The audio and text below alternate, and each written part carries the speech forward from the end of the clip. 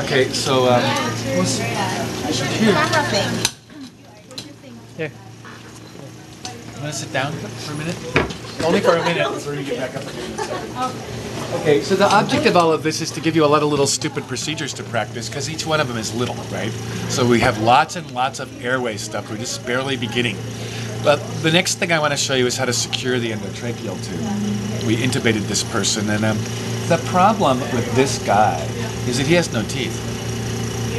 And if you don't have any teeth right here, look, the front lip collapses, and then the tape starts to go into the mouth. We don't want any of the tape in the mouth. Now, there's lots of right ways to do this. The only wrong way is to not have it be secure. There's lots of ways to do it. Out in the field, they could be all slimy and bloody, and it could be raining and stuff. The tape won't even stick. One paramedic took a piece of shoelace, put it around the back of the guy's head, and tied the tube. It worked fine. They now make those commercially, right? There's tapes. There's pre-made rubber and tape devices that are all packaged commercially, so you can just do it really quickly, so you don't have to worry about beards and all that kind of stuff. But the traditional way is with this adhesive tape. Adhesive tape sticks to your skin pretty good. Sometimes people have allergies to it. One of the things you can do is put hypoallergenic tape on their face and then tape this tape over it so that this doesn't touch their skin. So if this causes skin breakdown or redness, allergic reaction to the skin, and you're going to use this, then you have to put paper tape, hypoallergenic tape on their face. So sometimes this can't touch their skin. If they have a beard, it's really hard to get this to work. So there's a lot of pros and cons. Commercial tube holders cost more than tape. They work just as well. We did a research project on that. We determined that they secure the tube just as well.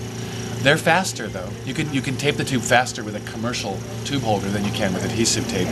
This is a very primitive, old way of doing things. It'll probably go away sometime, but it's still a way we do it. It's very common. Now, there's a problem with this. You're supposed to wear gloves. Okay, don't practice with gloves at first, because when you're wearing gloves, the tape will stick to the gloves, tear the gloves, they'll go insane, right? So this is a problem because we don't really want to work around their mouth without gloves on, but with gloves on, it's really hard to do this. Now, there's 2 times you do this. You do this when the patient is initially intubated, you secure the tube. After that, they have the tube in place, and you have to retape. When you're retaping, you also need to give oral care. You don't need to practice that right now. But we know, not just from a comfort point of view, and smell. Their mouth will start to smell terrible after a while if no one cleans their mouth. But bacterial. Bad breath comes from bacteria in your teeth. That cause heart disease and everything else, right? But in a patient, if their mouth is filling up with bacteria and saliva, and it's running down there and it's going in their lungs, and it's a way for them to get ventilator pneumonia. So oral care isn't just for comfort or so that we don't have to smell I call it ventilator breath. You'll see. Sometimes the nurses don't like to do oral care. No one likes to do oral care except dentists. Dental people do oral care, right? They seem to enjoy it. No one else seems to enjoy doing oral care on other people. But we have devices for this. We don't use toothbrushes. We use pieces of foam on sticks so that we don't, because a toothbrush will cause bleeding. They're called toothbeds, and they have ones that have suction. And you dip it in a little bit of mouthwash, and you clean out their mouth, and use a little bit of water, and you just give their mouth a good cleaning. You can suction out the extra water. That makes them more comfortable. Think how you feel in the morning before you brush your teeth. And like, you ever once in a while forget to brush your teeth because some crazy stuff happens, and you go, ugh, I'm starting to, right? Imagine a week of not brushing your teeth. You'd feel terrible.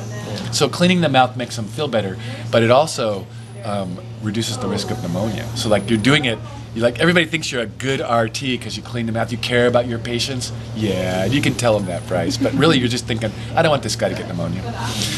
Whatever. Okay. The other thing is about the tube. So normally we keep the tube on one side of the mouth or the other, and we keep the mouth open so that you can do oral care, so that you can clean out the mouth. If you put the tube in the middle, then you can't clean out the mouth. And the other thing is sometimes oral airway. Sometimes the patient bites, and so sometimes we'll use the oral airway as a bite block as well. It's possible to do that. It's not very comfortable, but it can work. And a regular commercial bite block is better, but that can work. Okay, so what we have to do is whenever the tube needs to be moved, or once a day, or PRN, depending on the patient, we have to undo this. And one reason is because they can get the fish hook effect, right? This can be like this, and what it'll do is it'll cause pressure sores, and it'll actually cause breakdown of their skin. You could actually, it could be really, it could be like a lesion could form there, and that'd be really bad. So what we'd like to do is move the tube to the other side of the mouth. So my partner, Lynn, and I are going to demonstrate this technique without gloves. Lynn, our job here is going to be to move the tube over, clean the mouth, and I'll just pretend to clean the mouth with a tongue blade because I haven't got the tube that's out yet. Okay. So here's our tape. There are a lot of ways of doing this, but what we're going to do is tear off a nice big long piece of tape. You can cut it with your scissors, but if you grab it where the perforations are and snap, now hold this, both ends, sticky side up, so that we get more tape than we have, way more tape than I need, but if you make it too short, you'll have to throw it away and start over. You can't add lengths to it. It's not kosher. This is the part that goes on the back of the neck, so that the tape doesn't stick to the neck. So stick a piece of tape right in the middle like that. Now the part about getting this under the head is a bummer. And if you didn't have gloves on, you could just go like this. With two people, she could lift the head, I could slide my hand under. You can also take a tongue blade. People take these things, and they go like this, and they wrap them up so you can get it under the head. Now the next choice you have to make is, will you split your tape before you put it under the head or after? Abby's a pre-splitter, and I'm an after-splitter. So anyway, here I'm going to go like this. You're going to wear gloves when you do this because under their neck are surprises. Unpleasant surprises, usually in the form of something slimy. Oh. Look, if they've been laying there drooling, it all ends up behind their neck. Sweat, everything. You know, all the drugs and stuff, the people are always detoxifying, they're sweating. Yeah. Okay, so then if you'll just lift up, trade places with me for a second. You'll lift up his head slightly. I'll slide my hand under here. Now this is fake because the mannequin has such an arched neck that, right? Okay, so you can I'll keep you on this side. We'll trade places. So now, here's the deal. If I'm by myself, I have to put the new tape under first, always. If someone's helping me, we can take the old tape off.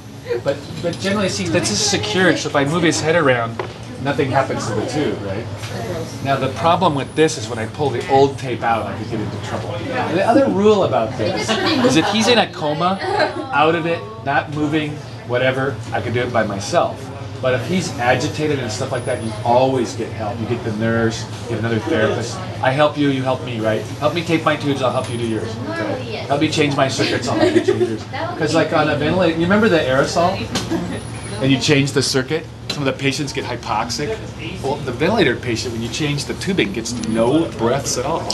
So like you have to do it quickly. So anyway, so what do we not want to have happen? We don't want him to get extubated. He could die. The patient could die if the tube comes out accidentally. So that's the goal, is to stabilize the tube. So let's undo this stuff. Find out where it went. Where was it? Okay, there's that piece, right? I'm going to start here, and I'm going to undo this tape. Okay?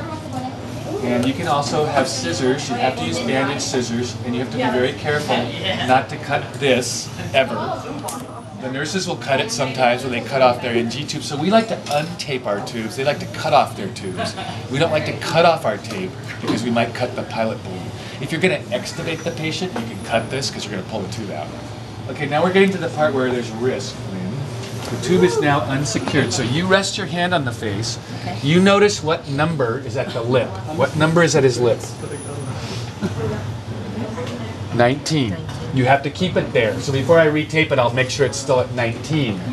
So the marker, the number at the lip is... Okay, so why she's resting her hand on there is if the guy coughs or something, then her hand moves with it. If she holds it up like this, and the guy coughs, she might shove it in or pull it out.